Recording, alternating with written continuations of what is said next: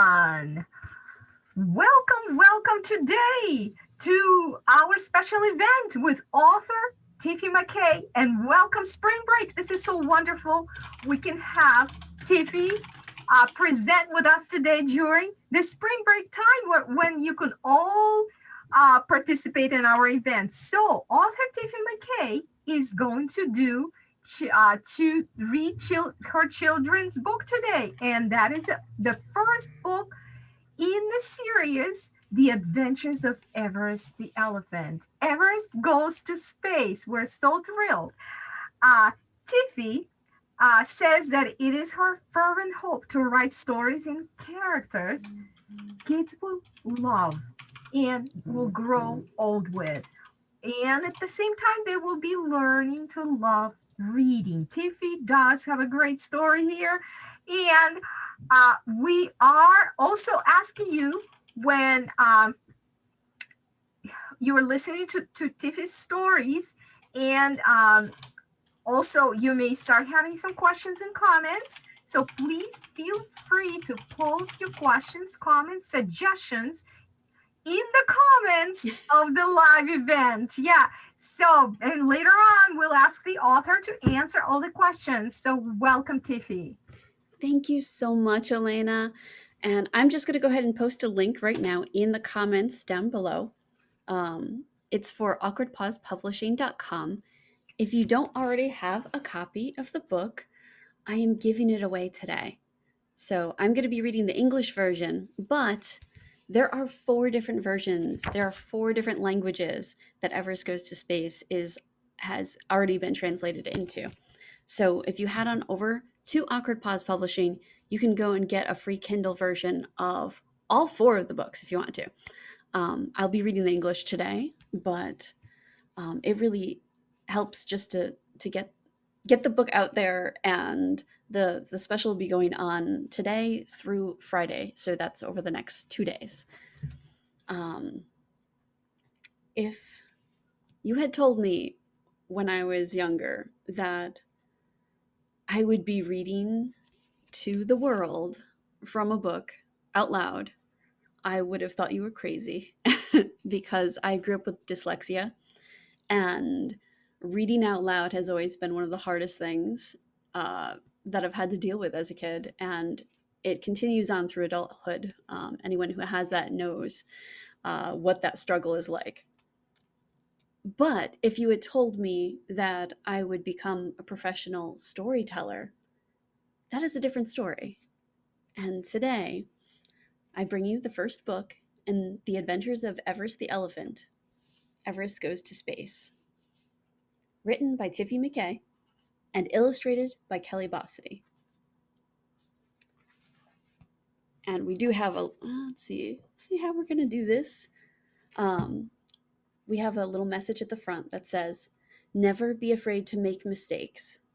Our failures and success are stepping stones in life's great journey."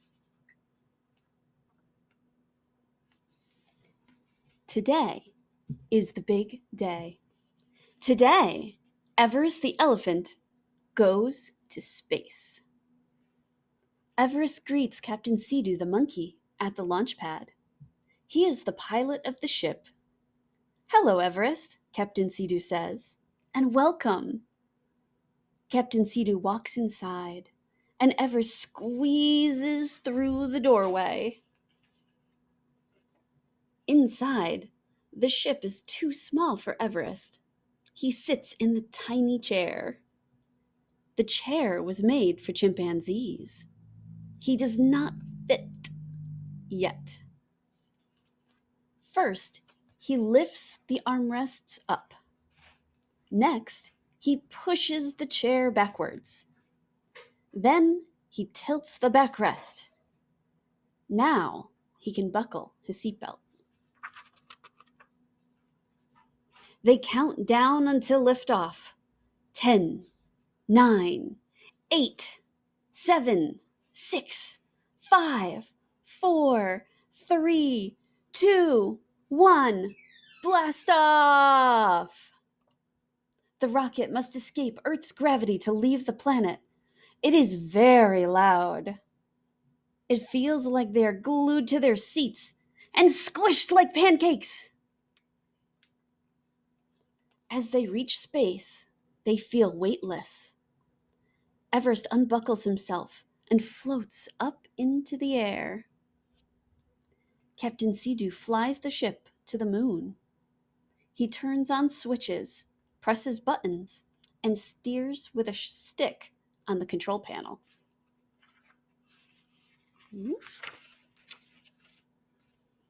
As they reach the moon, the ship scans the surface. Everest takes pictures of the Earth and the moon. To turn the shuttle around, they use the moon's gravity. They fly close to the moon and fling themselves back towards Earth as if the moon were a slingshot. But on the far side of the moon, the ship is pelted with rocks. "It's an asteroid field," the captain shouts. Everest puts his seatbelt back on. Captain Sea-Doo uses the controls to guide the ship, but he cannot reach them all. "Hit that blue button, Everest!" Captain Sea-Doo points to a cluster of buttons. Everest presses the blue button in the center, but more buttons light up too. The ship lurches to the right, sending them flying towards a big asteroid. Ah! Everest slaps the buttons again, turning them all off. Then he carefully presses the blue button with the tip of his trunk. Captain Sea-Doo retakes control of the ship and flies them out of the asteroid field. On the way back to Earth, Everest is very quiet. He hangs his head in shame and mumbles, "I'm sorry, I messed up." "But you fixed it," Captain Sea-Doo says. He places his hand on Everest's shoulder. "It's okay to make mistakes. I made a few getting here myself. That's how we learn." Captain Sea-Doo is a good friend. After the ship lands, Everest and Captain Sea-Doo have their picture taken. And as Everest says goodbye, he thinks, "This is a day I want to remember, always." And then we got a little tag page here with all their selfies.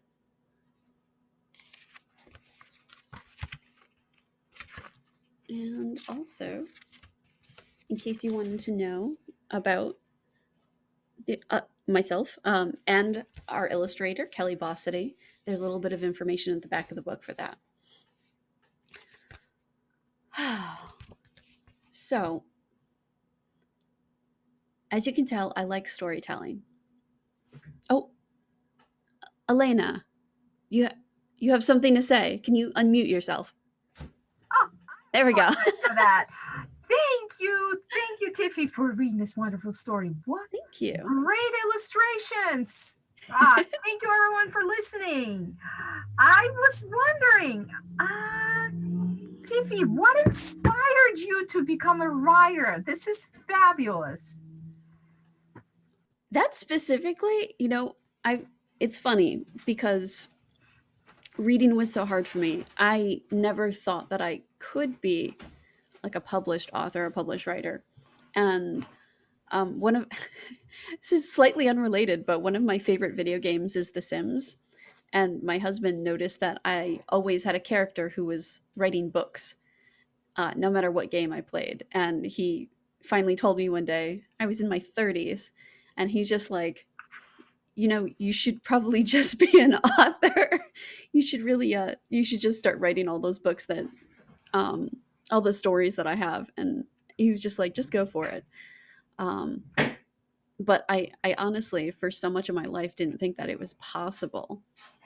But I've always written or invented stories, invented worlds, and I've done all sorts of different media forms of storytelling. So I've done video, I've done, and at this point now I've done voice acting, and things like that. So everything just has kind of coalesced into something I never really dreamed of as a kid. Thank you, Tiffy. And you just mentioned, besides writing, you do voice acting. Can I you do. share with our readers and participants today what you do with your voice acting? How do you use it on the TV, on the internet, on the Oh, radio? Could you share some information about that with us? so there is a radio station out of Torrington, Connecticut, uh, WAPJ, I believe, um, that the creator of this one particular radio show, um, J. Timothy Quirk, created it called Nutmeg Junction, and it's an old style audio theater. Basically, it's sort of like going back to like the War of the Worlds and like back when we didn't have TV and you were listening to stories over the radio. So it's meant to capture that kind of feeling and but on the more lighthearted side, a lot more comedy. It's got humor all threaded throughout all of his stories. And they invited me in and I was like, I'm like dyslexic and things like aren't necessarily going to come out right the first time. They're like, don't worry, we're recording. It's not live. And I was like, okay. I mean, but I warned you because something always, goes awry when you first start. And it's very easy to mix things up when you're dyslexic, where you say something backwards or your brain translates it out a completely different way than you're saying the wrong thing, but it doesn't stop it from going out the wrong way sometimes. Thank you for sharing that, Tiffy. Thank you so much. This is so great. This is so great to learn about your other experiences. Also, if you don't mind, we'll remind our participants to also place their questions and comments in the comments here, and we will ask the author those questions. Okay, and meanwhile, I had another question. So, Sure. Tiffy, you mentioned that this is going back to the book that Everest goes to space. Thank you for a wonderful Oh, donation oh, to the you're Forest Public welcome. Library. Yes, that it's your first book in this series. Yes. So, when is the sequel coming out? How many have you planned? How long are we going to be Oh, enjoying this fabulous character? so as I was writing this first book, and the first version of this book looked nothing like this, by the way. Um, Going back a little bit further on that question, originally the first version of this book was just animals and vehicles, and the whole point of it was to help kids learn vocabulary in other languages, because I noticed that in studying other languages, I had a hard time remembering the vocabulary. So I wanted to do some really unexpected visuals, like cramming a giant elephant into a Volkswagen Beetle, um, which happens at the first page of this book. Um, but the first version of this was just the elephant drives the car and things like that, and it was a bunch of different animals and very weird vehicles for their sizes and things like that. Um, but I realized it was a little bit boring, and I wanted to write stories for characters that you could kind of fall in love with and then grow old with. So as the story developed, and took maybe like 10 different manuscripts to get to this point, um, Everest started taking on an entire life of his own, and his universe, his world, everything just keeps growing more and more the more I write. The Adventures of Everest the Elephant is a 10-book series, possibly more. I have 10 books planned out, um, only 2 of which are actually fully written so far. The next book in the series is Everest Goes to Africa, in which he's going to learn about archaeology, and he's going to basically find out whether or not he likes the idea of becoming an archaeologist. And he's during the Adventures of Everest the Elephant, he is exploring what he wants to be when he grows up. there are also 2 more series before The Adventures of Everest the Elephant that haven't been made yet. We have Everest Goes to School, which starts when Everest is 5 years old, and I'm not sure how long it'll go. It might go all the way till when he's in college, which is when this is taking place. And then there's also a concept book series, which was meant to be, each of these were meant to be about 10 books long. But that series is already, I've written out 11 books, I think. And the first book for all 3 of these have already been translated into 4 different languages. They just haven't been illustrated yet. So with this many books to illustrate, for the next book, I'm taking on the role of illustrator too, just because it's just so much, so many books to handle. And this first book, I think, took us 3 years, maybe 2.5 years between rewriting it and then going through the whole illustration process and publishing. So, and then on top of that, after Everest finally discovers what he wants to be when he grows up at the end of this series, I have a chapter book series that's going to pick up from there, because every single, like, the people that he's meeting in these books, his interacting with them has a ripple effect, and it kind of like mirroring what happens in life when we go out into the world and we meet other people, and sometimes we change other people's perspectives, even though we're different. Like Everest is very different from the chimpanzees that run the space program. Seeing an elephant in their shuttle that they're realizing was never designed for different people, for different types of people, different body sizes, different, ways of using the controls, that's going to influence the way Captain Sea-Doo sees the future of space travel in their universe. So I'm kind of discovering Everest's journey as I go, along with him. But yeah, there's like 30 books planned that are just picture books for different age ranges. So thank you for sharing that. Our friends are, it's so great. Our friends are looking forward to learn, to know. I've learned a lot I didn't know about the sequels yet. So thank you. Shall we go back to our comments here? Because I do have some comments from our friend Rich. So I hope he doesn't mind that I say his name. He just says, hi, Tiff. He just wanted to say, I love the book. And your story is very inspirational. Keep up the great work. Thank you, Rich. From Rich. Okay, thank you, Rich. I do apologize for my phone here. It will be picked up soon. So, how great. We're looking forward. So many plans. And this is such a great book. Illustrations are marvelous. The characters, they definitely... kids are looking forward to grow with the characters. And also my question here, right off that you've shared that your books have been translated to so many languages. Yes. So can you share a little bit more about this? What languages, how many languages are you planning to expand into translation into more languages? So we have already translated into Spanish, and that would be the North American Spanish. I have a absolutely lovely bilingual Spanish speaker. I'm just gonna pause that over there because that is distracting me.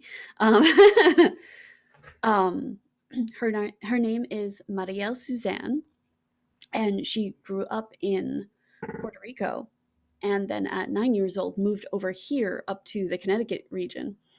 And she had like an interesting transition from everything being in Spanish to suddenly everything being in English.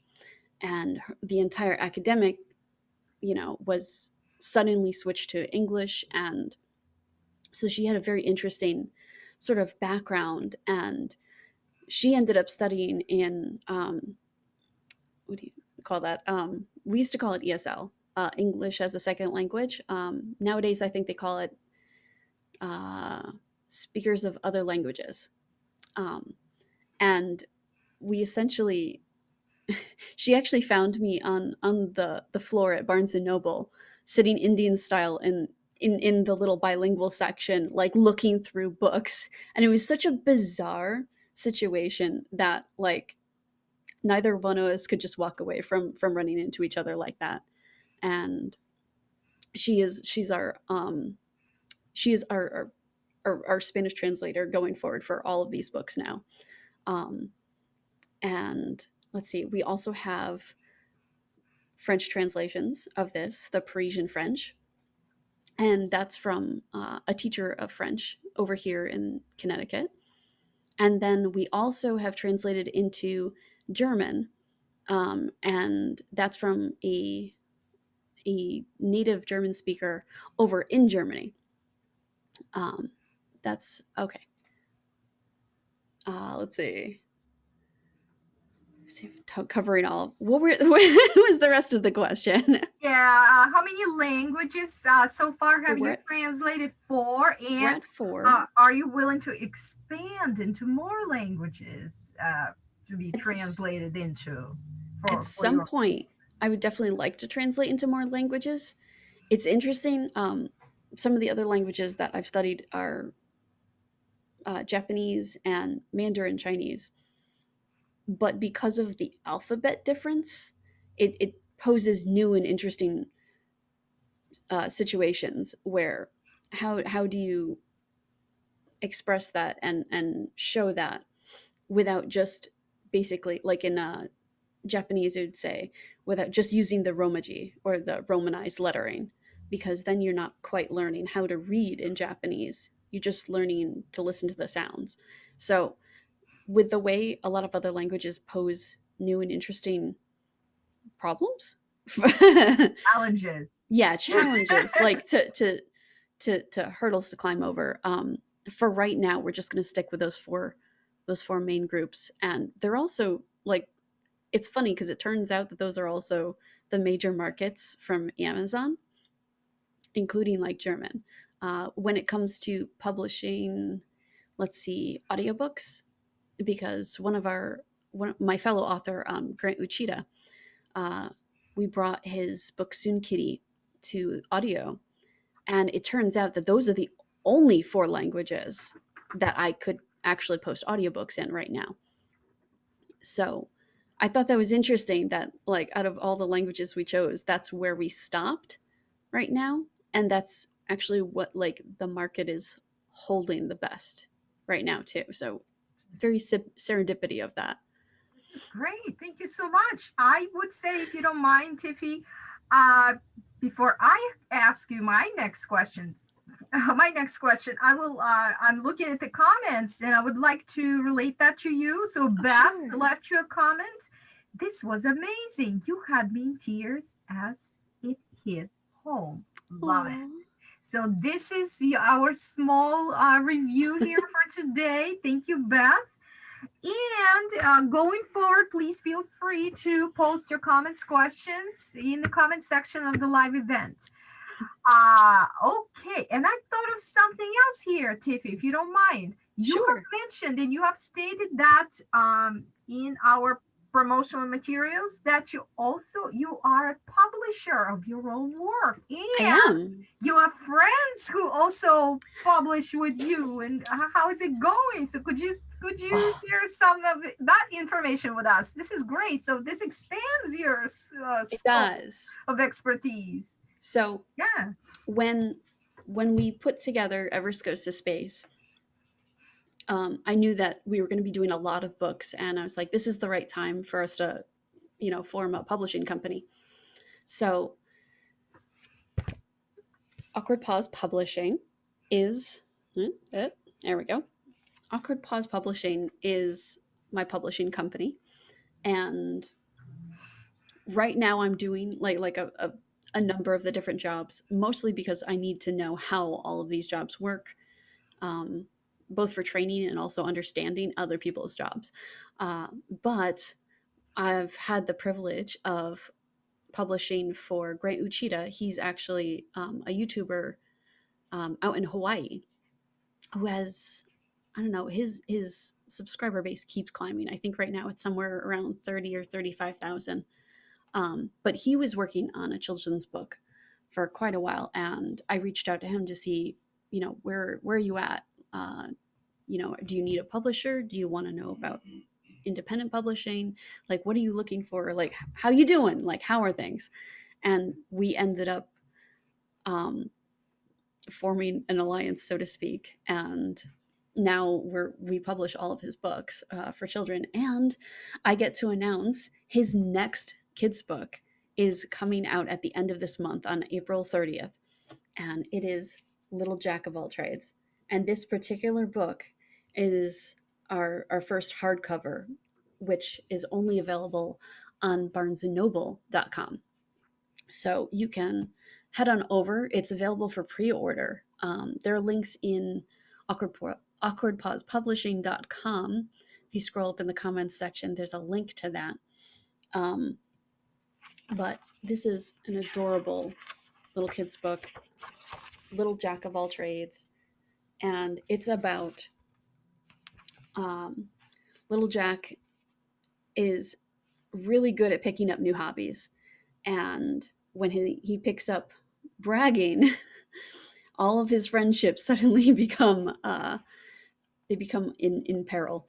And the book is about learning how to adjust to that. Like what do you do when you're a jack of all trades?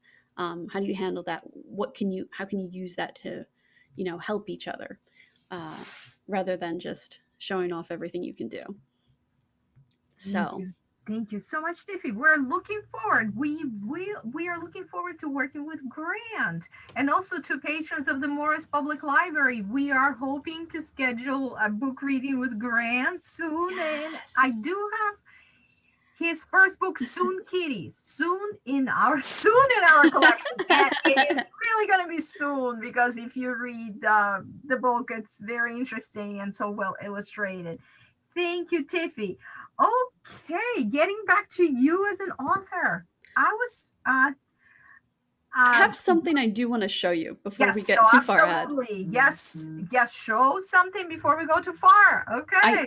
I do want to say, if you're someone who struggles with dyslexia, or if you have a kid with dyslexia, one of the things that I found, this is from Amazon. Actually, it may not, probably won't show but this is a bookmark with transparent strips in the center. I didn't know about these until about a year ago.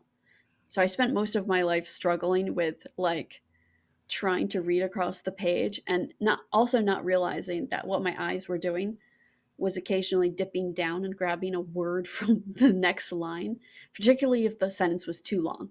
And that means that all the higher level reading levels, where you have a sentence that might go on for 2 or 3 lines in a book, becomes very problematic, even as an adult. So I picked up these off Amazon. The Awkward Paws Publishing page will have a link to go and find them specifically. But I cannot even tell you how helpful this was, even in my adulthood, and super inexpensive too. So I did want to bring up that was a tool that I found very, very useful. And if anybody out there is struggling with dyslexia, or just being a slow reader in general, I definitely recommend grabbing a set of them. It'll absolutely help. Thank you so much for this suggestion. So that we know how this tool will help us also read, and reading is marvelous. Okay, so please also reminder to our friends, place your comments and questions in the comments section in our live event. And my question next question Okay.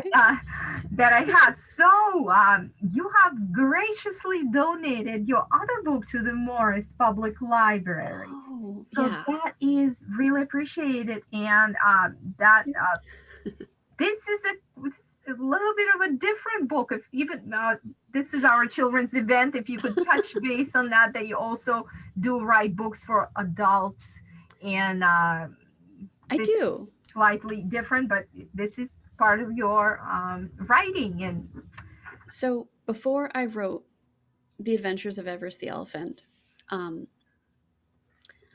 I had been okay. Let me go back even further. I spent about 5 years of my life working for a visiting nurse company, and cleaning for the elderly, and just generally sharing a lot of time with people who were a lot older than me, and the kinds of experiences that they shared with me and things like that. And I had been wondering how I could kind of just try and preserve some of those memories, some of what I learned from them.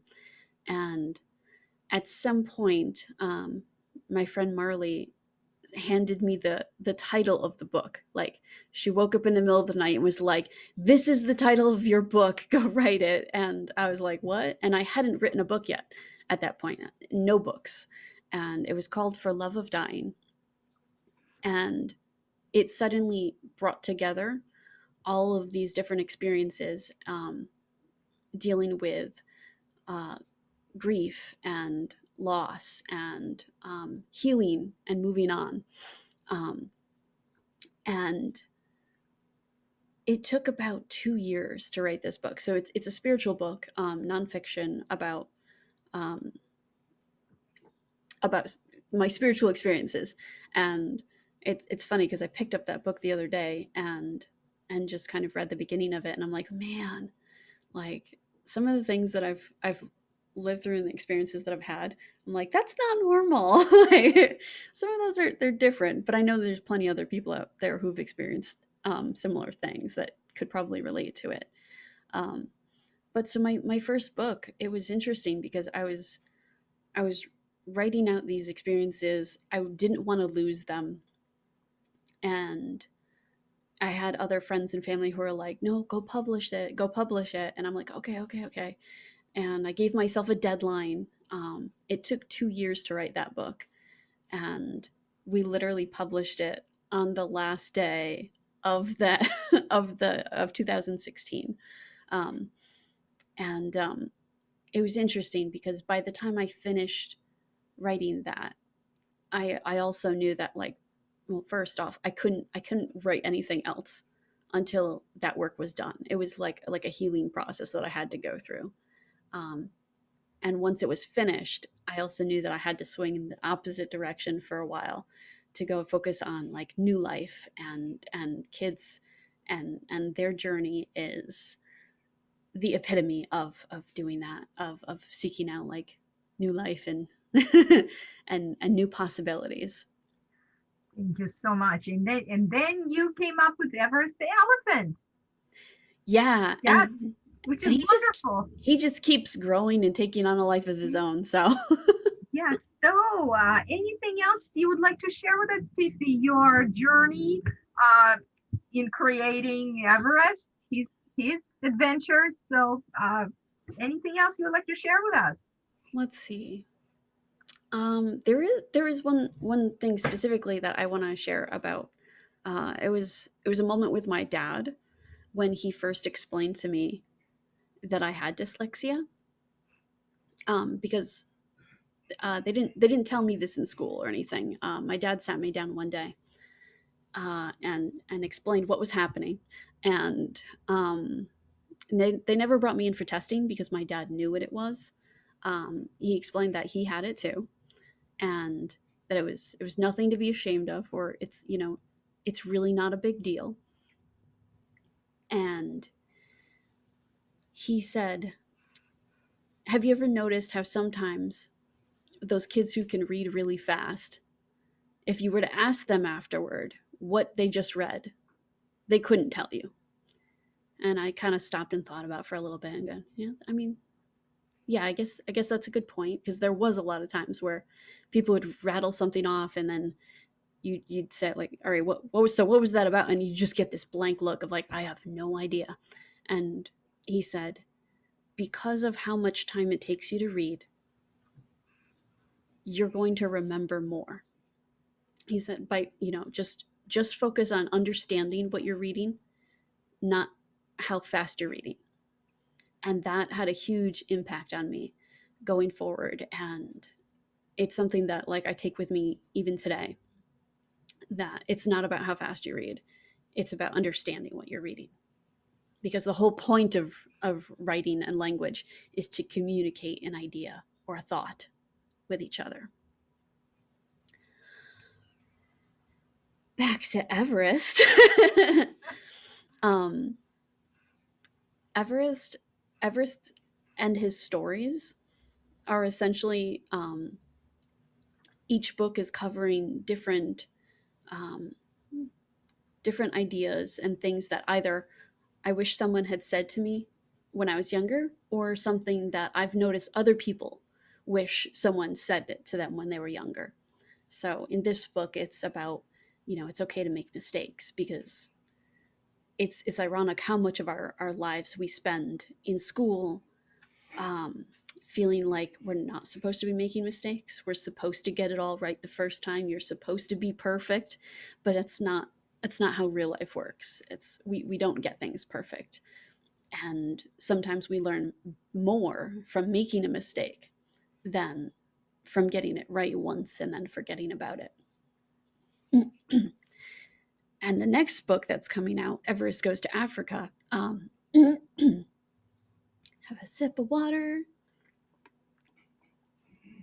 I found it interesting that the first draft that I wrote, which came all at once, which was kind of interesting and awesome. The first draft had a completely different lesson in it, or completely different questions that Everest was asking. And I realized while I was when I was trying to edit it, that I was just like, this doesn't feel right. This feels like something he would have asked a long time ago when he was a kid.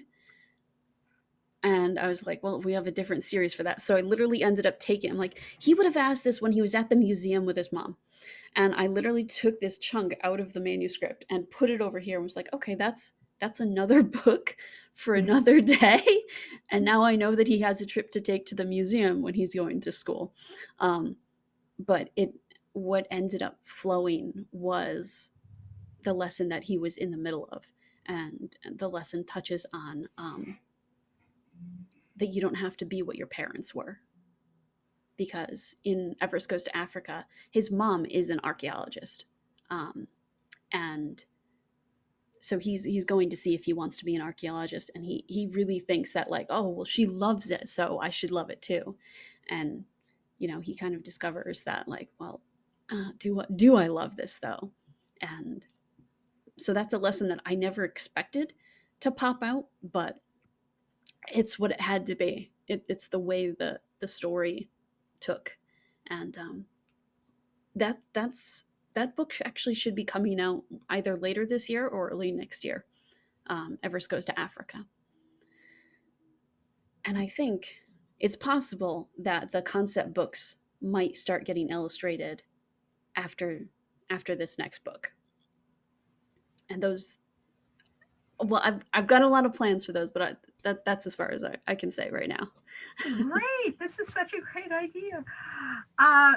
Okay, so I just want to remind all our viewers that we're still live. Please place your questions and comments. And we will go from here. I just received a question here, Tiffy, from Rich. The question is, will you be creating any new characters that also have adventures teaching a valuable lesson? Oh, so many characters. Could you share that with us? I can't share them all with you. Okay, this is absolutely author's right. This is wonderful that you have it planned, or they're being created, they're being developed as developed. Everest goes and meets different characters. Like for instance, I'll give you a little bit of nugget of information that no one else knows right now. Um, You, this lion at the back of the book, yes. he's a character that it's actually Everest's roommate in college.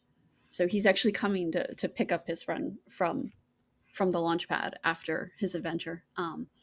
But as we write each book, um, that's when I'm meeting different characters and pulling them in. Captain Sea has an entire future already because of this book, and like I'm not sure if that's gonna like be revealed in the chapter books or if Captain Sea is gonna end up with his own, because I've had people like ask like, hey, you should you should write an adventure story, like an adventure series for Captain Cedo, and it on his own. So there's just, I could write this for the rest of my life. But I have a lot of other, like I have another story about a little girl who loses all her memories and is trying to find her parents, who should know who she is and can tell her who she is. Um, and I've written that like several different ways, several different reading levels, and I'm at the point now where I'm like, all right, I've written it as a chapter book, but I feel like there's so much crammed in there that it should probably be like 3 chapter books. So that needs to get written, and I'm going to be writing for the rest of my life, which is great. It's good. That's great. Thank you so much for sharing. And looking at our comments, we do have a smiley from Beth. A happy smiley. All right. So just a reminder to everyone, we're still live, and if there are any other questions that you may have, please post them. And Tiffy got a question for herself. I see a question from Rich from earlier. Yes. Have you ever thought of turning your stories into audiobooks? Oh, I have special plans for those. Wonderful. Given the unique nature of studying foreign languages and things like that, I do plan on turning them into audiobooks. And I have another set of plans too. I would really like to turn them into interactive books. But I have a feeling that that's going to end up becoming an app on like for your phones or your tablet, because I want people to have the ability to go and hear it and then tap on the words or the sentence and then hear it repeated, things like that. Like I want it to be interactive. I want there to be sounds. I want there to be like, but more importantly, I would really like it to be interactive. So I can do audiobooks, and I probably will. But we won't have, for instance, bilingual audiobooks, because that's not how the system is set up. So there is that, like, there's a huge advantage to like if we create our own system at this point. So first we're going to write the books. Then we're going to get them all up there on all the different forums that are out there, and then we'll probably go back and start doing interactive books. So that's the plans. That's great. Beth has left us a little comment here. She's so excited to hear about all of your plans, Tiffy. And if any comments that you see or questions right now, so anyone also watching live, please submit some of your comments and questions while we are live. Or later on, we may be receiving some questions and comments too. But so far, we're live, and anyone wants to share anything with us or ask us a question.